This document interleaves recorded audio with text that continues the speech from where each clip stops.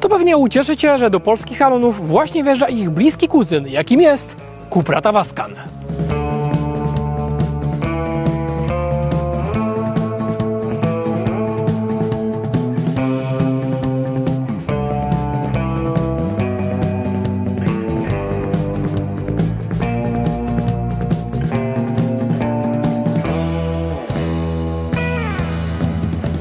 Moi drodzy, wiele osób prosiło w komentarzach, abyśmy sprawdzili zużycie energii oraz zasięg Tavascana przy komplecie pasażerów z bagażami, a więc dzisiaj wziąłem na pokład 5 osób, wziąłem na pokład też ich pakunki i ruszyliśmy w trasę z Katowic do Cieszyna, z której teraz Was pozdrawiamy.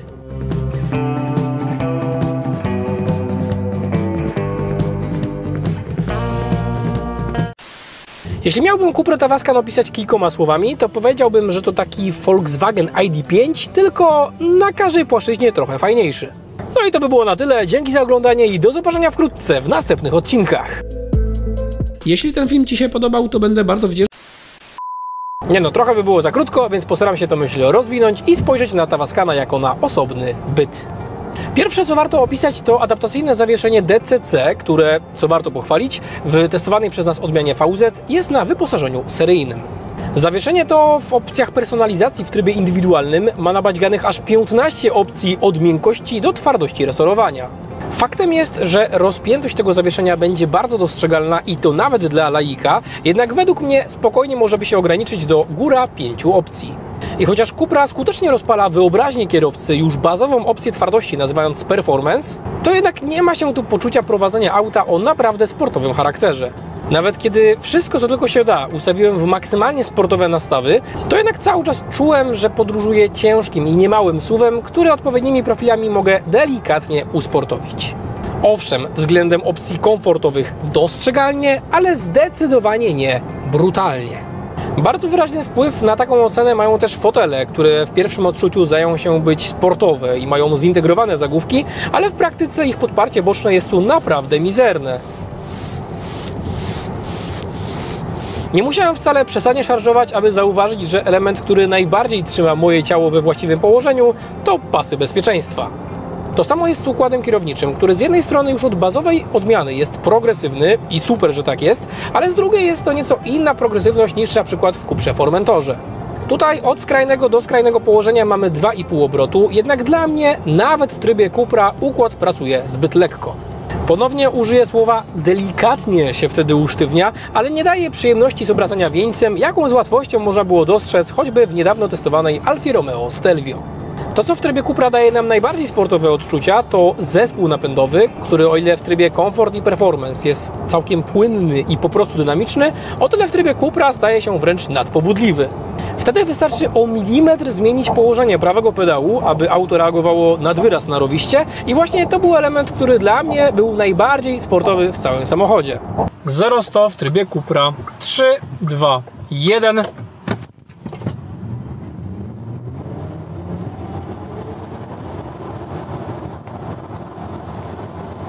Teraz robimy pomiary, ale na niskim poziomie naładowania akumulatora, czyli 22% prądu w akumulatorze. 0-100, 3, 2, 1.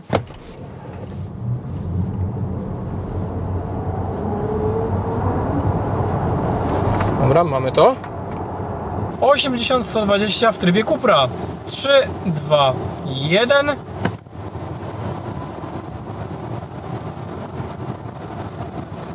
Osiemdziesiąt 120.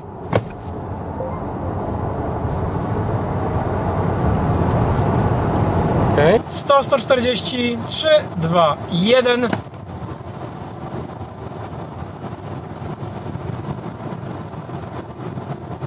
No i 100, 140, 3, 2, 1.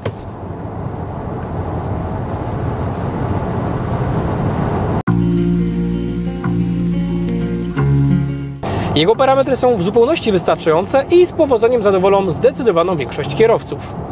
Nie chciałbym jednak powiedzieć, że całkowicie się na Tavascanie zawiodłem, bo kiedy już się przyzwyczaiłem do wcześniej omawianych elementów, to wiedziałem, że mam patrzeć na to auto w nieco inny sposób i mogłem w spokoju dostrzegać coraz więcej i więcej jego zalet. Faktem jednak jest, że Tavascan wyglądem obiecuje bardzo wiele, ma multum podsycających emocje elementów i chyba trochę liczyłem, że w porównaniu do najbliższego kuzynostwa opartego na platformie MEB będzie dużo bardziej brutalny, dużo bardziej nastawiony na sport, a niestety tak nie jest.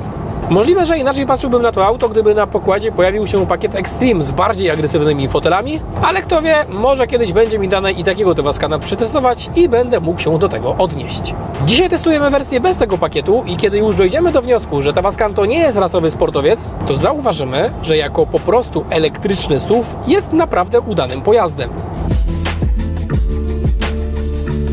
Bardzo pozytywnie zaskoczył mnie w mieście, gdzie za sprawą progresywnego układu kierowniczego i świetnej skrętności okazywał się nad wyraz zwinnym autem. Znając platformę MEB, mogę w ciemno obstawić, że bazowa odmiana z napędem tylko na tył będzie jeszcze chętniejsza w nawrotkach i będzie wręcz zawracać w miejscu, ale i tutaj, szczególnie jak na elektryka 4x4, jest naprawdę super. Widoczność tego auta, szczególnie jak na SUV Coupé, też jest niezła, a na dokładkę czekają jeszcze kamery 360 stopni, które pojawiają się tutaj wraz z pakietem Adrenalin. W mieście docenimy też płynność filtrowania nierówności w trybie komfort, która, tu moje największe zaskoczenie, całkiem skutecznie maskuje fakt podróżowania na aż 21-calowych alufelgach. W porównaniu do testowanego przez nas Superba cieszę się, że akurat to DCC w zdecydowanej większości przypadków pracuje bezgłośnie, a dopiero na głęboko zapadniętych studzienkach zdarzy mu się huknąć i przenieść wstrząsy do kabiny. Wszystkie inne łaty na jezdni, śpiących policjantów czy tory kolejowe wygładza bardzo dobrze i bez nieprzyjemnych hałasów. Ogólnie więc muszę przyznać, że szczególnie jak na jego agresywną aparycję, Tavascan okazuje się być całkiem komfortowy. Wiadomo, że daleko mu do komfortu z niedawno testowanego Audi Q6, ale i tak jest to auto bardziej komfortowe niż pierwotnie zakładałem. W manetce skrzyni biegów zauważymy tryb Drive z rekuperacją regulowaną łopatkami za kierownicą oraz tryb Brake, który trochę ma tutaj działać jak funkcja One Pedal Drive. Inaczej jednak niż w Tesli, tutaj ostateczne zatrzymanie musi nastąpić z inicjatywy kierowcy, auto całkowicie do zera samo się nie zatrzyma. To, co jednak w Tavascanie muszę docenić, to oświetlenie ambient, listwę LED-ową, która biegnie przez deskę rozdzielczą oraz wyświetlacz przezierny head-up, który skutecznie korzysta z funkcji rozszerzonej rzeczywistości. Co ciekawe jednak, inaczej niż w niedawno testowanym Audi Q6, tutaj nie mamy wyświetlanych poziomych znaków ograniczenia prędkości na asfalcie przed samochodem, ale zamiast nich mamy przeniesienie rozszerzonej rzeczywistości niemalże wprost do kabiny. Znaczy to tyle, że poza strzałkami, które wyświetlają się na drodze, poza interaktywnymi podpowiedziami, na który dokładnie pas mamy zjechać, pojawiają się tutaj też płynne animacje listwy LEDowej na podszybiu, co jako całokształt wygląda naprawdę ultra efektownie.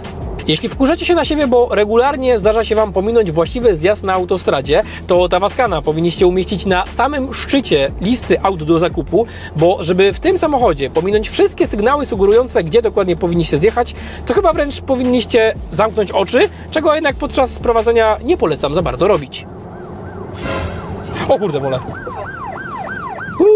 To ciekawe, ile punkcików, nie ma żadnego pojęcia. Pana prędkość zmierzona 77 km/h.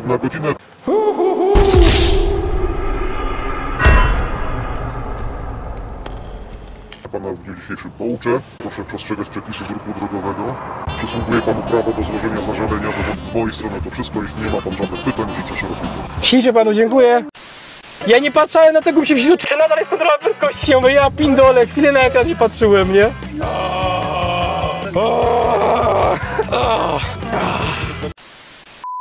More moments later. Takiego rozbudowania head-upa i takich podpowiedzi z nawigacji próżno szukać w innych markach spoza koncernu, więc choć jest to opcja zawarta w jednym z pakietów, to gorąco polecam ją rozważyć.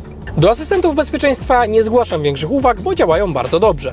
Jedyne, co zaliczyło kilka błędów, to nazwijmy go asystent czujności kierowcy, który kilka razy prosił, abym trzymał kierownicę albo przejął kierowanie, chociaż sam rąk z kierownicy nie zdejmowałem. Poza nim w Tavascanie każdy anioł stróż okazał się bardzo dopracowany i aktywnie czuwający nad naszym bezpieczeństwem. Adaptacyjny tempomat i utrzymanie pasa ruchu też zaskakują pozytywnie, więc jeśli chodzi o elektroniczne wsparcie, to jest ono tutaj na naprawdę wysokim poziomie. To, co jednak pozostawiło mnie z niedosytem, to wyciszenie kabiny. Zwłaszcza jak na auto elektryczne, przednie szyby są słabo wyciszone, przez co na autostradzie słyszymy spory szum od szyby czołowej, a z boków wyraźnie słyszymy inne samochody. Koła też są wyciszone dość średnio, przez co perfekcyjnie jesteśmy informowani o nawierzchni, po jakiej jedziemy, a także o przerwach dylatacyjnych. Pomiar głośności przy 90.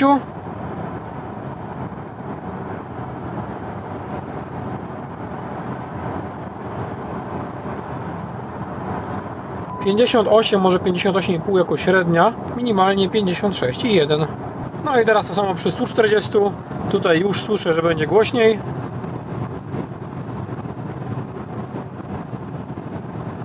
Około 62 jako średnia. Dajmy sobie teraz pomiar minimalny. 59,7 minimalnie. Z uwagi na niezbyt brutalną naturę auta trochę się też dziwię, że nie mamy w opcjach funkcji masażu w przednich fotelach, które przecież możemy znaleźć w bliskiej kuzynce, jaką jest Skoda Enyaq. Cieszę się, że chociaż wentylowanie foteli jest tutaj dostępne, ale akurat w pakiecie Extreme, którego do naszej dymówki nie domówiono. Co do zużycia energii i zasięgów, to przyznam, że są one całkowicie zgodne z moimi oczekiwaniami. Jeśli chodzi o średnie zużycie, to realnie będziemy je utrzymywali w okolicach 20 do 22 kWh na setkę, co daje nam okolice 350 do 385 km na jednym akumulatorze. Z tego co widzę, przez ostatnie 430 km auto wykręcało średnie zużycie na poziomie 21,4 kWh na setkę. Pozwolimy sobie to skasować, no i zobaczymy, jak to wyjdzie w naszym teście. Moi drodzy, długoterminowo przejechaliśmy 517 km i średnie zużycie z całego testu to 20,8 kWh na 100 km. Gdybyśmy utrzymywali takie średnie zużycie, to dystans maksymalny, jaki byśmy przejechali na jednym akumulatorze, to 370 km. W mieście byłem w stanie zejść do okolic 18 kWh na setkę, co dawałoby 430 km maksymalnego zasięgu i podobne zużycie energii osiągałem, zapinając tempomat na 90 km na godzinę. Na autostradzie, starając się utrzymywać okolice 140 km na godzinę, średnim zużyciem mieściłem się w okolicach 27 kWh na setkę, a to daje 285 km maksymalnego zasięgu. Test przeprowadzam wczesną jesienią przy korzystnych temperaturach w okolicy 15 stopni Celsjusza. Pomiar zużycia energii przy 90 km na godzinę pod górkę. I na koniec pomiaru średnie zużycie to 17,6 kWh na 100 km. Pomiar zużycia energii przy 90 km na godzinę pod górkę. I na koniec pomiaru średnie zużycie to 18,3 kWh na 100 km. Pomiar zużycia energii przy 140 z górki. I na koniec pomiaru średnie zużycie to 24 kWh na 100 km. Pomiar zużycia paliwa przy 140 km na godzinę pod górkę. I na koniec pomiaru średnie zużycie to 30,1 kWh na 100 km.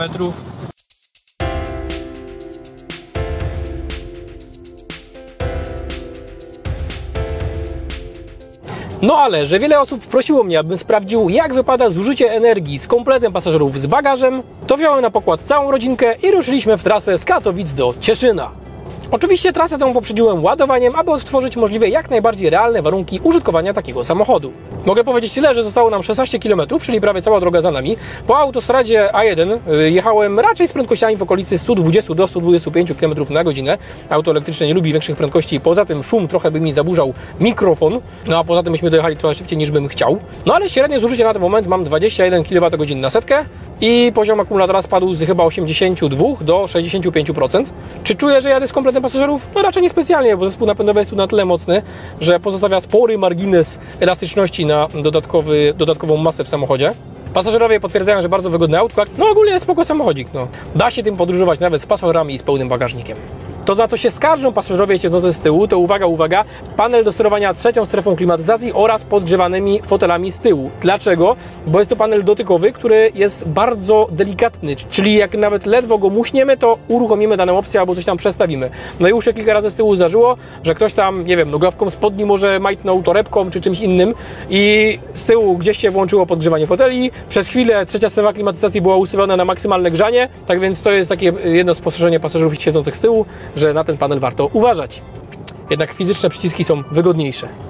A jeżeli kogoś ciekawi, jakie najniższe zużycie energii można wykręcić w Cuprze Tavascan, to wyobraźcie sobie, że teraz jedąc z Cieszyna, jechaliśmy przez takie drobne miejscowości po drodze. Cały czas praktycznie mieliśmy tempomat zapięty na 50, bo cały czas były te obszary zabudowane. Potwierdza to też średnia prędkość podróży 52 na godzinę. I zobaczcie, 13,6 kWh na 100 km. I przy takim zużyciu to w Cuprze Tavascan bylibyście w stanie przejechać, kurczę, no ja nie wiem, z 600 km? Obliczę to na kalkulatorze i Wam zaraz napiszę na ekranie. Tak więc jakbyśmy chcieli pod tezę powiedzieć, że autem elektrycznym da się dużo przejechać, No to zobaczcie, no teoretycznie się da. A teraz, moi drodzy, sprawdzimy sobie, jak wypada zużycie przy 140 km na godzinę na autostradzie, ale uwaga, uwaga, z kompletem pasażerów oraz z bagażami. To jest chyba delikatnie z górki trasa, ale mam nadzieję, że będzie wystarczająco długa, abyśmy mieli jakiś realny pomiar. No i przejechaliśmy blisko 30 km i z tego co widzę, średnie zużycie to nieco ponad 29 kWh na setkę, a więc faktycznie jest nieco wyższe. 29,2 w tym momencie nam wyskoczyło, więc jest różnica, a czy duża, no to każdy musi ocenić osobiście. Stawienie jazdy po autostradzie jest w zupełności w porządku, tutaj też żadnych uwag nie zgłaszam. Tym bardziej fajne jest to, że przy DCC możemy sobie to zawieszenie do siebie dostroić. No jedyne co mogłoby być troszkę inne, to układ kierowniczy mógłby trochę sztywniej pracować, ale nie ma też z tym tragedii. Podsumowując, Tavascan to udany, kompaktowy SUV, choć sam chyba oczekiwałem od niego czegoś innego.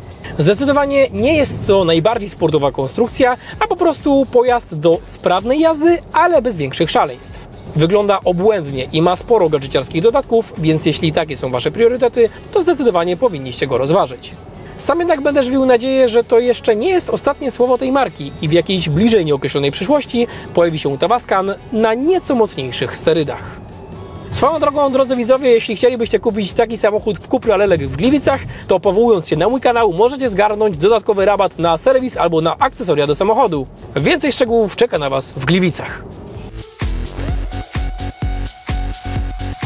Witamy w próbie hamowania awaryjnego przed pieszym, tym razem sprawdzając system w Cuprze Tavascan, która troszkę wyjechała z kadru, ale już nie będę tego ruszał. Jedziemy na pozycję startową.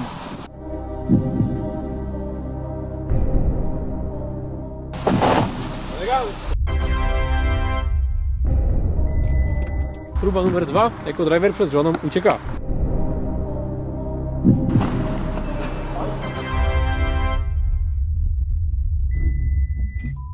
Dobrze jest. Trochę bardziej prostopadłe zrobimy ujęcie, a co?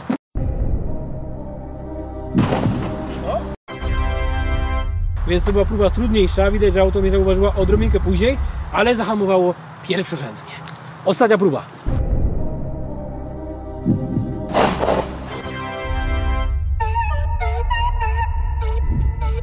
Kolejne auto, które naprawdę hamuje elegancko, bez żadnych zastrzeżeń.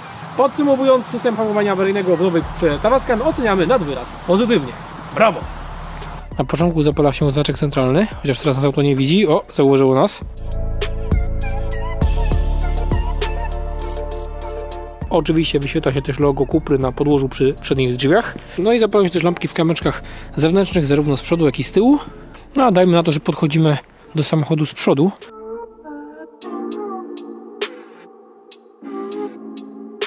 No też mamy jakąś animację, fajnie to wygląda. Jeżeli chodzi o reflektory LEDowe w Cuprze Tavascan, to ja je oceniam pozytywnie. Tutaj mamy oświetlenie matrycowe i naprawdę trudno zgłaszać do niego jakiekolwiek uwagi. Wiązka świeci mocno, szeroko, mamy bardzo wyraźną granicę pomiędzy przestrzenią oświetlaną a nieoświetlaną. Światła drogowe, no majstersztyk, trudno się dziwić, w światłach matrycowych do tego raczej większych uwag mieć nie można. Jedyne czego tutaj może brakować to wiązki skrętnej dynamicznie, a więc kiedy skręcamy kierownicę, to z wiązką nic się za bardzo nie dzieje. Natomiast mamy statyczne doświetlenie zakrętów i ono jest fajne. Ono jest fajne z tego powodu, że mamy okienko między słupkiem a lusterkiem. No i za sprawą tego okienka doświetlanie zakrętów jest naprawdę bardzo użyteczne. O, zobaczcie jak to doświetlenie zakrętów wygląda na parkingu. Naprawdę majstersztyk. Tutaj uwag żadnych mieć nie można. To jest naprawdę bardzo użyteczne doświetlanie zakrętów. A tak to wygląda bez doświetlenia. Skręcimy sobie i ciach, nastała jasność. Do matrycowości też żadnych uwag nie zgłaszam, uruchamia się szybko, wyłącza się we właściwym czasie, więc tutaj też wszystko jest ok. Krótko mówiąc, oświetlenie w tym aucie naprawdę należy pochwalić.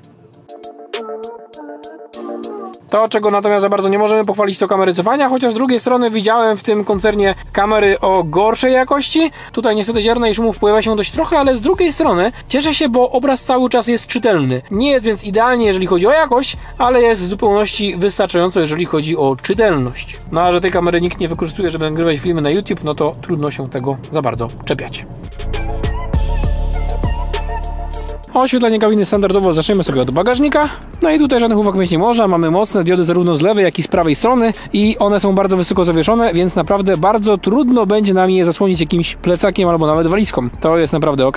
Przycisk zamykania bagażnika oczywiście jest podświetlany. Otwieramy drzwi tylne i tutaj również jest bardzo, bardzo dobrze. Mamy bardzo mocne diody zarówno z lewej, jak i z prawej strony, które rzucają multum światła. W grupie Volkswagena naprawdę na to narzekać nie można i widzimy też bardzo ciekawie wyglądające oświetlenie ambientne na drzwiach. Takie punkciki świetlne, właściwie takie trójkąciki świetlne, takie strzałki świetlne bym wręcz powiedział. I miłe zaskoczenie, tego się akurat tutaj nie spodziewałem, to jest oświetlenie schoweczka, który jest w drzwiach. Z tyłu to naprawdę nie jest częsty widok. Nie mamy żadnej lampki pod fotelami, ale z drugiej strony, no zobaczcie, ile tutaj jest światła spod sufitki. No tu jest naprawdę mega jasno, więc na brak lampek pod fotelami narzekać nie zamierzam. No i z tyłu zerkamy sobie naprzód i popatrzcie na to. No to oświetlenie ambientne naprawdę odwala kawał roboty. I zerknijmy do kabiny, no i tutaj naprawdę żadnych uwag mieć nie można, jest naprawdę super. Ilość światła jest w porządku, oświetlenie ambientne, jak już wspomniałem, również jest nawet więcej niż w porządku. To auto nocą naprawdę może się podobać. No i tutaj inaczej niż z tyłu mamy już podświetlenie przestrzeni na stopy oraz mamy też podświetlenie kieszeni w drzwiach. No i zobaczcie, jak to wygląda, no przecież to jest kurczę jakiś majstersztyk. Trochę taki piekielny, czy też smoczy klimat, trochę takie w stylu Gry o Tron. No naprawdę jest to ciekawe, trzeba przyznać.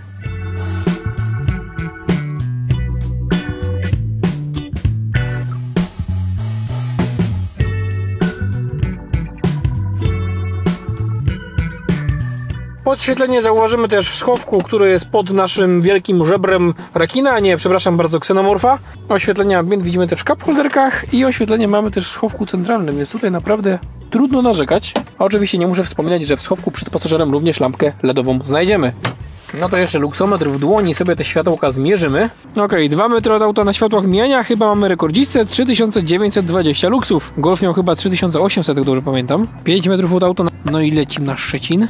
6690 i to jest chyba max, a więc odrobinkę słabsze niż matrycowe światła w Golfie, ale i tak bardzo mocne, trzeba przyznać.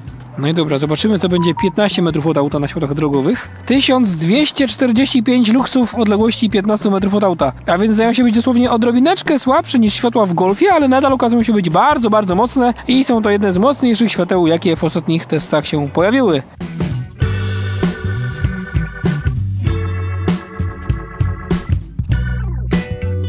Jeśli chodzi o cennik, to bazowa odmiana zaczyna się od niecałych 240 000 złotych, a mocniejsza, testowana przez nas dzisiaj odmiana VZ podchodzi pod 300 000 złotych. W cenniku natomiast nie ma zbyt wielu opcji. Mamy tak naprawdę 2 bardzo obszerne pakiety, no i pakiety zimowe i tak naprawdę to tyle. Podsumowując cały test, cieszę się, że Tavascan wjechał do oferty marki Cupra, bo takiego SUV-a zdecydowanie im brakowało. Jest to pojazd niezwykle gadżeciarski i efektowny, choć liczyłem, że przy okazji będzie nieco bardziej brutalnie sportowy.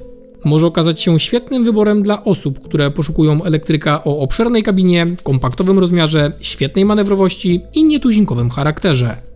Żywię jednak nadzieję, że nie jest to ostatnie słowo tej marki i w przyszłości zaskoczy nas bardziej drapieżną odmianą. I taka jest właśnie nowa Cupra Tavascan.